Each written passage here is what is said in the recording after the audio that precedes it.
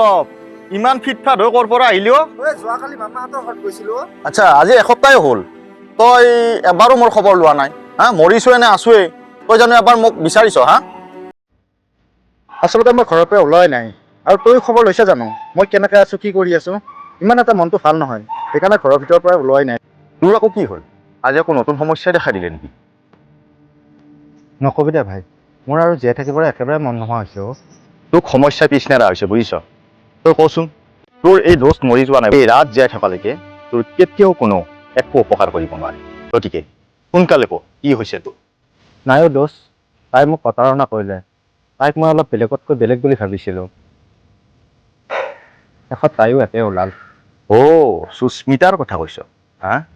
তোক মই কিমান বাৰ কৈছো হা তই তাইক পাহৰি যা আৰু তোৰ জীৱনটো পুনৰ নতুনকৈ আৰম্ভ কৰ চেলেঞ্জ লাগিব বুজিছ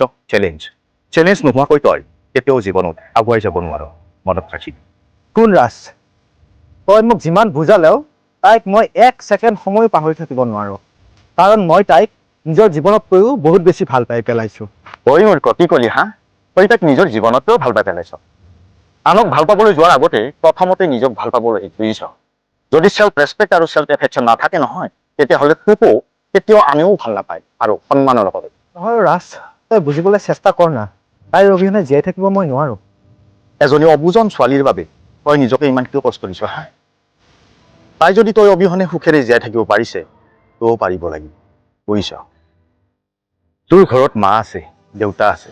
ভগৱানে তোক এটা বৰ সুন্দৰ জীৱন দিছে গতিকে তোৰ এই সুন্দৰ জীৱনটো আনৰ জীৱনৰ বাবে কিয় ধ্বংস কৰিবি হা তোৰ জীৱনটোক সুন্দৰকৈ গঢ়ি তুলিবলৈ চেষ্টা কৰ বুজিছ হয় ৰাজ আজি মই এটা কথা বুজিলোঁ তাইৰ বাবে গোটেই জীৱনটো শেষ কৰি দিলেও তাই মোৰ ভাল পোৱা কেতিয়াও বুজি নাপায়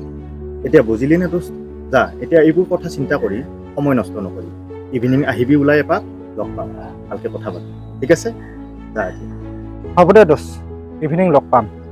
হ'ব দে এতিয়া যা ইভিনিং লগ পাই আছোঁ